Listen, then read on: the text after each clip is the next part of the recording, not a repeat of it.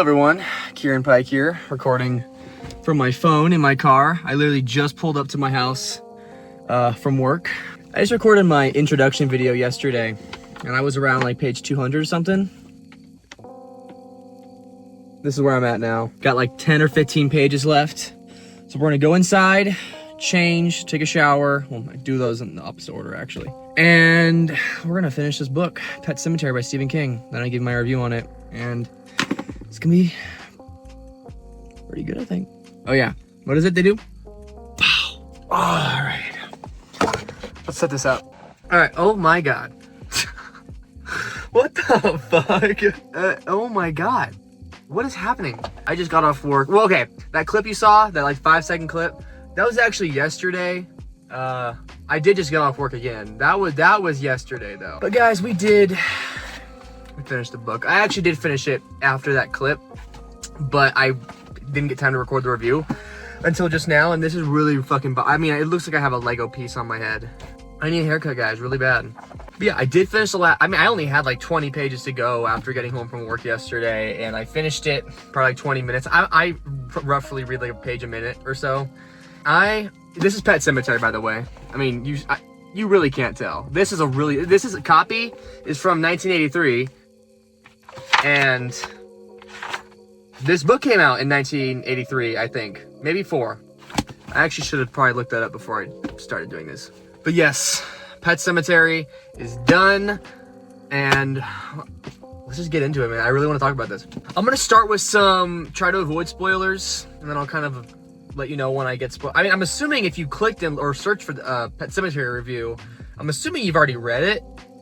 That's actually kind of an ignorant way to think about that. Regardless, we're starting with a non-spoiler review, and then we're gonna get into some spoilers. The non-spoiler will be pretty short, and I'll give my rating of it before I go to spoilers. So if you don't want to read spoiler stuff, you don't have to skip to any part of the video. You can just get to the rating. And I love this book. I love this book a lot. I talked about it a little bit in the ramble that I did, the fucking 30-minute ramble that I did. That was my intro video, my last video. I actually finished this a day, that day I recorded that intro video, I was on page, let's look at it, I think it was like 202 maybe? It was something like that, near like early 200s. This is a 370 page book. I finished those last like 160 pages in a day. That is completely unlike me, unless I really, really enjoy the story, and I did really enjoy this book a lot. Truly, I did. And I mentioned in that last video that my first and only other Stephen King book was The Outsider. I saw it in Walmart one time. Obviously, I knew who Stephen King was. How do you not know who Stephen King is? Got my dogs barking out here. I enjoyed it. The cover looks cool, so I picked it up. It was the only one they had at Walmart. This is back when I wasn't fully reading. I think it was like a brand new release at the time. I liked it for the first half. I really liked the beginning. It started off super strong, super interesting, and then it kind of started to lose my interest a little bit. And then the ending kind of fell flat for me. And if you want to know my rating on that book, I mean, realistically, I only really remember the first half, and then how it ended. Probably like a solid 3 stars, 6 out of 10. You'll kind of know in a second. I like to do my ratings 0 out of 100. So I would probably rate that book like a 65, a 6.5 out of 10. Yeah, it was okay. I just didn't love it. I read that, and then I kind of stayed away from Stephen King, not intentionally. It's just not what I was picking up at the time, or really since then. But I've been building up my bookshelf more recently, and I have a bunch of Stephen King books now that I'm super excited to read. I went to go read The Green Mile. I was planning on reading The Green Mile first of his books besides The Outsider for quite a bit. I don't know. I got this book as I was about to start Green Mile, and there's just something about it that really attracted me to this book. I really, really wanted to read it, and so I said, Green Mile can wait. I got a few books I want to read after Pet Semetary, and I am very, very glad I did. Not that I think I wouldn't enjoy The Green Mile. I think I would absolutely love it. I've never seen the movie, but I know what it's about. I know how it ends. I know that's a bit of a bummer. I do hate when I go into something already knowing how it ends. I really knew nothing about this book, and I think that is the perfect way to go into it. Even if you have a basic understanding of the concept, which I did, if you really don't know what happens, this book will truly, it might make you sick. I was reading at work. They'll talk about this a little more in the spoiler section, but there is a part where my stomach just like dropped. And I'm so glad I didn't accidentally read ahead on the page. I do that sometimes where my eyes will, when I flip the page, I'll trail to the bottom and read a little bit.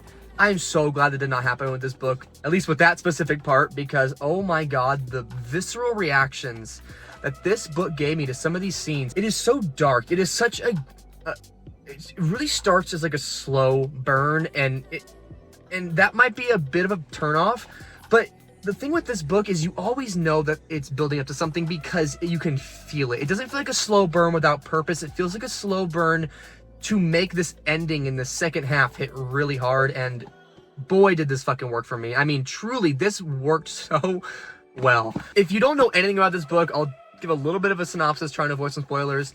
It's about this man named Lewis Creed. He's a doctor. He's moving from Chicago to Maine, Ludlow, Maine. I don't know if that's one of his fictional towns. You get some mentions of Derry and some mentions of Jerusalem's Lot. I think it's what it's called. I haven't read Salem's Lot, obviously. Like I said, this is my second book. You get a lot of mentions and references to other books of his and places of his. I don't know if Ludlow is real. Ludlow and Bangor, I'm not sure. I don't know if those are fictional places, but they're the main settings in this book. And like I said, Lewis Creed, he's a doctor. He gets a job at the University of Maine. I think he might be the head doctor. I was a little confused because I'm not great. I don't really know my hospital hierarchy. He's basically a doctor at a university. That's all I really need to know. He moves from Chicago to Maine for this job into a house with his family. He has a wife, Rachel, a daughter named Ellie, and a little boy named Gage. Really, this first half of this book is you're seeing how the closeness and a little bit of Lewis's frustration sometimes with his family. You're really getting that dynamic built up, and it's so important for this book. It is a very heavy book. It is very sad. I mean, I cried at a couple points. That feeling I was talking about, I was reading a scene and my heart dropped. It really, like, a single line just messed me up so bad. I'm at work while I'm reading this, and I'm in my work truck crying. I had a little bit of a break, like 15 minutes. I was like, I'm gonna read a little bit. Of course, I choose like the worst fucking scene to read. It was incredible. It's incredibly written. It's incredibly powerful, but it's heavy. It's heavy. This whole book is heavy. It really focuses on family. Oh, and how could I forget to mention, they have a cat with them named Church. How could I forget to mention that? It's like the whole point of this book. On their plot of land, or at least behind it, there's a little path that leads to the pet cemetery. It's just like a cemetery where children go out there to bury their dead pets. And that's kind of where this book stems from. I'm so glad I started here. I'm not even gonna count The Outsider because this really felt like the start for me. And I'll probably go back and reread The Outsider at a later point. Maybe I'll enjoy it a little more. I keep saying incredible, and that's just truly what it is. It's not perfect. I'll give my rating in a second. I'll talk about some flaws I don't like about it in the spoiler section, but it is amazing. I really enjoyed it, and I want to talk more about the plot, but I really just, if you haven't experienced this book and you truly don't know anything about it, which would surprise me very much, that's the best way to read it. Just go in blind. I was a lot more blind than you might think, especially considering I read books. I've never really read a lot of horror novels or a lot of Stephen King in general, obviously. So I was surprisingly blind to a lot of this stuff in this book, and it worked so much well, and I don't think it would have hit me as hard if I knew a lot of the stuff in this book. I mean, who knows? Because I bet on a reread, this book is going to be even better. It might bump it up to that 10 out of 10, 100 out of 100, but yeah, bit of a ramble because I don't know what to say without talking about spoilers, so we're going to just skip past this part and go to spoilers. Yeah, I'm gonna use the same word I've been using over and over. It is incredible. My rating is a 94. I really loved it, and I'm gonna get to spoilers in 3, 2, 1. Wow. I'm just like skimming. I'm just flipping through the book and like thinking about some of the shit that this book made me feel. It's so powerful. It deals with the topic of grief in such a way that is so accessible, yet so visceral. Like it really is. This book is incredibly readable in the sense of like it's not doing so much that it is, or trying to be so deep in its themes that it is a turnoff. I really truly think anyone could read this, and I would recommend this to everyone that is able to deal with heavier topics like that, especially grief, because grief is the one thing, but it also has to do with like the idea of, I mean, it just goes into grief, but just not being able to let go, and the idea of secrets kind of boiling in your mind, and the idea of obsession. Family too. The family dynamics in this are really great. They're so believable. Some of the dialogue in this book is really great, and I've never really annotated my books. I think I'm going to start now that not writing in them, but maybe some little post-it notes or some markers, because I really wish I could pull up some dialogue, man. Some of the conversation in this book, they feel so real, and these characters, they feel so real while also feeling like they're from a story. Like, it does enough to the point where it's not so realistic that it's like mundane, but it's not so over the top that it feels like you're reading a book. It really feels like it could be a true story besides all these supernatural, demonic elements in it. And it's so, I mean, oh my god, like, before going into this, I knew that the Pet Semetary was a bit of like a supernatural tale. I kind of had the idea of resurrection. I had no idea going into it, at least before reading it, that it would deal with the death of the child. I thought it would just be the cat. I mean, they kind of make it very clear. They don't hide the idea. This little girl has a cat. She's freaking out about it dying one day. They talk about how the road and the trucks all the time. I mean, every chapter leading up to the cat's death, there is a truck crossing the road and it being startling, or someone almost getting run over, or not looking both ways, or it's loud, or it's sudden. And he doesn't hide it, but I think that's what's so wonderful, because it really focuses on the idea of just the cat. And then you get to the cat's death. I think it's probably around like page 150-ish. I don't know. Oh, maybe even a little early, like around 100. And then it starts, the cat comes back, of course, him and Judd, which Judd is a great character. I really like Judd and Norma. They're just great side characters. And I have a feeling that Stephen King is going to have some really great side characters. I've actually heard that a lot. And Judd's obviously a bit more of a main character. But even characters like Steve Masterson in this book, or I can't remember her name, so that kind of is a bit of a point against what I'm saying about memorability, but Charleston, I believe, she is head RN or something in the hospital. She's pretty funny. Oh my god, Rachel's parents, specifically the father. Great character. I really can't stand him. He bugs the shit out of me. Maybe I'm missing some kind of point there, but he was really just pissing me off in this fucking book. In a great way, I think it's kind of the point. You're also kind of... It's not first person. It's a bit of like third person omniscient, and sometimes you switch between POVs, but it's mainly Lewis's story, and I think his hatred towards his father-in-law kind of adds to that a little. Maybe my distaste for him, because I actually... As fucked up as Lewis is, especially towards the end, I do really like him as a protagonist in this book. You can feel his struggle and his pain and his inability to cope. I mean, especially towards the end. Oh my god, I cannot wait to talk about the ending of this book. Judd and Lewis are probably my two favorites. I really enjoy Rachel. Ellie's just a child, engaged as a child. They do child things. But Ellie's got some really interesting stuff towards the end and towards the middle, where she's kind of having these prophetic dreams. And it kind of reminded me of the Shining movie a little bit. Like I said, I've never read the book. It was my first real Stephen King book. I know he does a lot of children with psychic abilities. I know Carrie is like that. It just gets so unhinged. And like I was saying, you lead up to that cat's death, and then he comes back, and you notice there's a bit of a change, and then you're going on, and it's, like I said, it's probably around page 100, 120, I would assume, where the cat comes back, and then it's around 200 pages where Gage dies. Kind of big spoiler, even though we're in the spoiler territory. And you're leading up to that, and you're like, you get the feeling, if you don't know, like, I didn't know the kid was gonna die. I actually kind of had a feeling that Ellie was going to get killed on the road. I actually thought that pretty heavily, because she has these freakouts about not understanding death and all this talk about death. And then you have Lewis's wife kind of coming to him being very upset about her kind of finding out about death through the, what makes her ask about death in the first place? I think it was the cat, but I can't remember what really triggered it.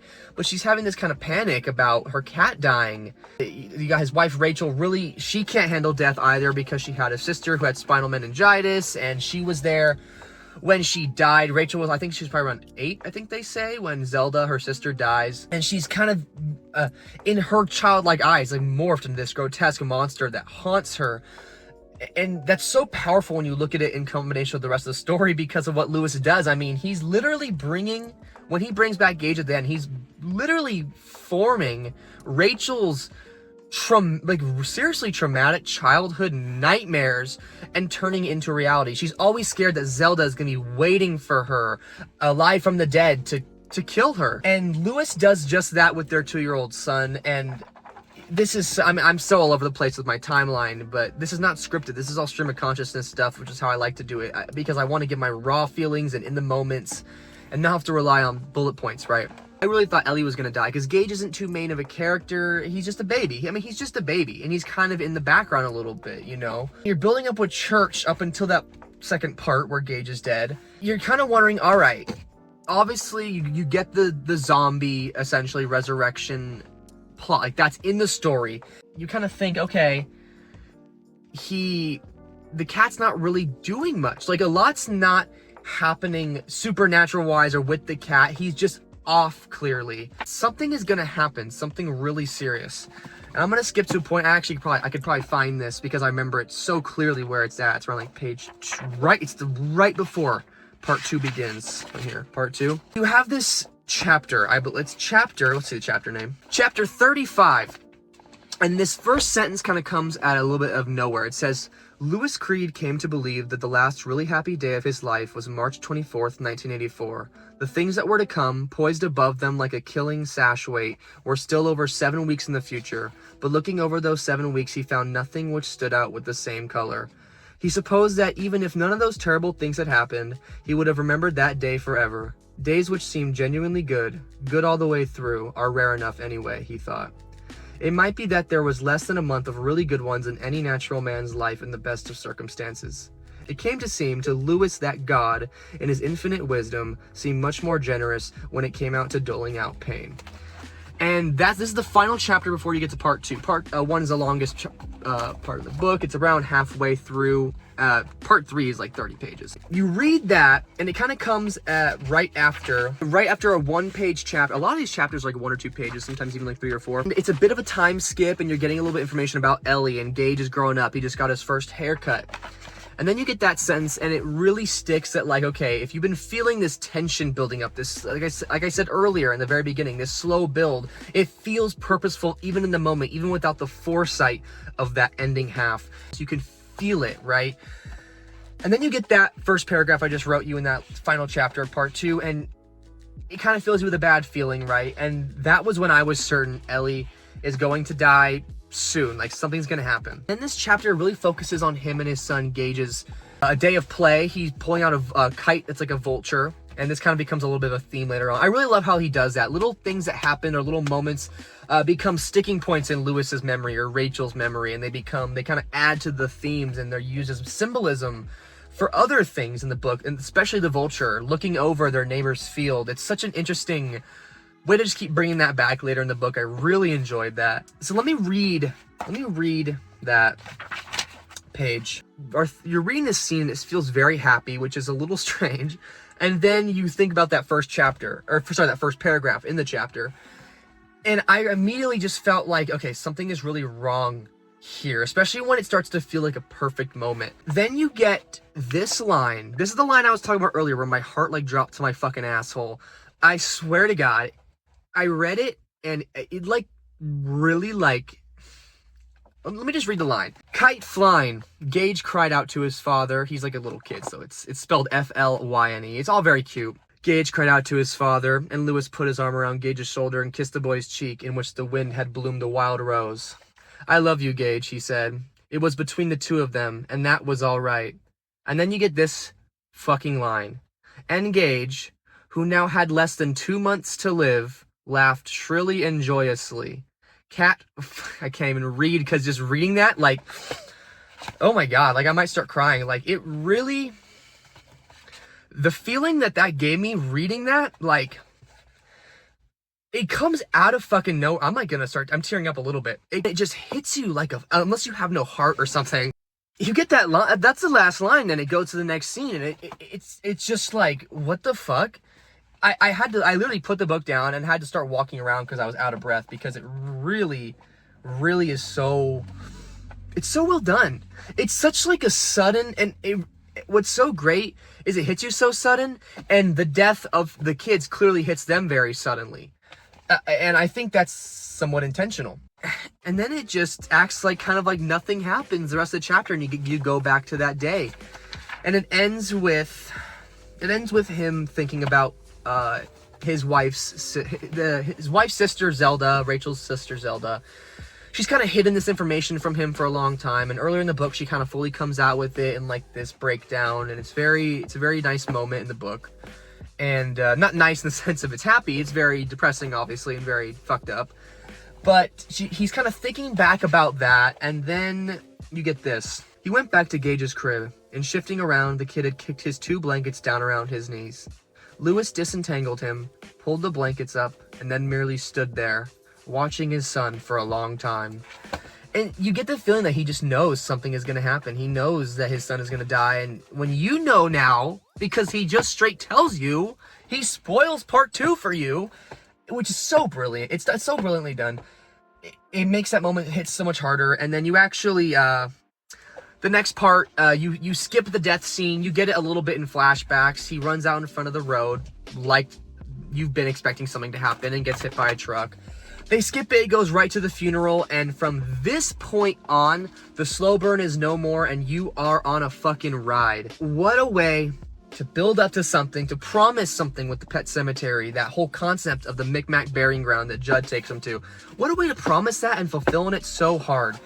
I've been recording for 30 minutes. I've gone on long enough. I'm gonna just mention a few moments I really like because I've been rambling. Really love the funeral scene where Lewis and Irwin, I think that's his name, Irwin or Irving. Irwin and him get in the fist fight, and I mean, in the funeral, I mean, the father-in-law almost knocks the fucking coffin and exposes the body to everyone at the viewing. Like, that's so it's so... Love that chapter. Such a good show. And I think that's kind of where my distaste for the father-in-law really came into play. But then he has a moment later on where he apologizes, and it's easy to feel like this because you realize how insane some of the things he's saying to Lewis are. But then you when he calls back later to Lewis to apologize, you understand. I mean, he just lost his grandson. He's obviously dealt with the death of one of his daughters. And, you know, Lewis has some resentment towards him for that, the way it was handled with Rachel, since she was such a child. It shows the amount of things that grief can lead a person to do. And I'm going to kind of just skip to the end here. The second half of part 2 and the whole part 3, this ending is incredible. It's explosive, but it's also such like a weird like whimper of a go out. It really is something that it works so well for me on so many levels. I really love once you start getting where Lewis tells Rachel and Ellie to go to Chicago because he wants to dig up Gage's body. Ellie starts to have these prophetic dreams. She's been having them a little bit, but she's starting to have them really heavy, and it's affecting her physically and emotionally. And Rachel is obviously worried too. The Pet Semetary has this pull, and something I really enjoy is, you know, Rachel is rushing against time to get there on time, and her flight just happens to leave a little bit late, and then she's forced to drive, and then she starts falling asleep, and then you get all these chapters where the point of view is shifting from Lewis, Rachel, and Judd. Sometimes you get a little bit of Ellie in some paragraphs sprinkled throughout, and it's just back and forth. You go Lewis, then Judd, then Rachel, then Judd, then Lewis, then Rachel, then Lewis. And the way it's done with these short, fast-paced chapters cut up in between these big Lewis chapters, and you get the times, and you get events to show this Rachel chapter is happening like an hour before this Lewis chapter took place. It's so well done. It's so intense. It's why I read the last 160 pages of this book in a day. It really, really is so well done. This ending is so well crafted. It feels like the beginning is in service of the ending, but not in the sense of where it's bad. It really just feels like a perfect build-up. I feel like it could have been no other way. I really love this book. I really love the ending. I love Judd getting... I mean, these people are getting murdered by a baby. This person's like 2 years old and they're out here murdering people. So the way Rachel, you know, Judd gets murdered, the church kind of brings in the child to the house, into Judd's house. He starts saying this crazy shit about his wife likes it up the ass. It's some gnarly shit. This is a 2-year-old saying this, by the way. Obviously, it's very demonic. There's a lot of demonic possession elements. And I heard somewhere that in the Tommyknockers, you get a little bit more background on like the curse, I guess, of the Pet Semetary, or this, not really the Pet Semetary, but the burying ground behind it. So weird, so interesting, so it becomes so over the top, but in such a great way. Like, dealing with such heavy topics, you almost want that in this book, and you get it in fucking spades. And then you get the Rachel chapter, and Judd told Rachel to come straight there, and then it's clear that there's like some force making them all fall asleep so they can avoid Lewis getting home so he can fulfill this almost like weird like prophecy. It's so cool. Like, it's so cosmic and weird and cool. And yeah, and then Rachel gets to Judd's, but of course Judd's dead, but Judd's body's upstairs now or something weird. And then she goes up there and she opens the door and she thinks it's her sister. Like, all that build up to her sister coming to haunt her comes back, and it's actually her dead 2-year-old son resurrected by her husband that murders her. And then Lewis wakes up and goes over there and sees her all dead. That moment where he sees that Rachel's body, and this is how it's worded. He sees the body, and then it says he truly sees it, like he sees it. And the way it describes his absolute terror after processing what he's looking at, that guttural scream that's like clawing and ripping its way from his chest. So visceral. Another moment that made me tear up, because it's like, man, Lewis, you fucked up, but I feel so bad for him. I feel so bad for everyone in this story. This book is so fucked up. Why? Why is this book so fucked? It's so dark. There's nothing happy in this book. Ellie has no parents. Okay, well, that's not true, because then you get the epilogue. And first of all, I love the last chapter being from Steve Masterson's point of view, and how it even shows how Lewis has ruined everyone he comes into contact's life with in this book. That even just the man he works with is so affected by what he sees, which is Lewis bringing Rachel's dead body to the burying ground. He sees him because he comes to check up on him because he's worried about him. And his experience with Lewis drives him so insane that he quits his job and never comes back to Maine ever again. Like, it's... what a great way. The last line of the book, what is it? It's like, I think it's like, in the time between his last sight of Lewis Creed and his departure for the Midwest, Steve never went into the town of Ludlow again. That's the last line. Then you have a little short one-page epilogue, which is pretty good too. I actually do, I do like the idea. I kind of like the idea without the epilogue a little better, just that last line. I really love that last line through this really minor character's perspective. The epilogue is really cool too. Basically, the police come, they don't really see anything, and then all of a sudden Rachel comes home because he successfully buried her, and all it ends with is her calling him darling. And you know, she probably murders the shit out of him, but you'll never know. You'll never know unless he ever touches it on another book again. Maybe he has, I don't know. Oh yeah, there's some references to Cujo in here. I've never read Cujo, but I could tell the references in here. He talks about dairy. Just so great. The reason why I took the 5 points off from the 100 is because there's a couple sometimes this is very rarely. There's a couple sentences where I read it and I was just kind of like, the prose felt a little off. It felt a little out of place in certain sections. Like, the sentence felt really simple compared to stuff around it. This is so nitpicky. I think it's just because I write. I think I notice stuff like that a little more. And there's a scene in a bathtub, and there's the way he words Lewis. I'm not the hugest fan of sexual scenes. I won't skip them. Sometimes I don't like smut, that's for sure. But sexual scenes in general, I don't usually mind. But some kind of akin to George R.R. Martin, some of the way he words things just kind of like makes me a little uncomfortable. There's a scene in a bathtub, and the way he describes Lewis ejaculating is it kind of just like, I was like, nah. I love this book. 95 out of 100. This is a 35-minute. How have I been fucking doing this, guys? 35 minutes. Let's get a thumbnail, guys. And guys, if you watch my intro video, you might. I'm probably not gonna get any subscribers for months. I doubt anyone will even see these videos, but just for consistency's sake, we're moving on to the Sunny Nurse series. I'm so fucking excited. I'm so excited. I don't even know why I'm so excited. I'm not a sci-fi reader. I don't know. I'm just so excited. Look how cool this looks. That's it. It's Semetary. 95 out of 100. Stephen King.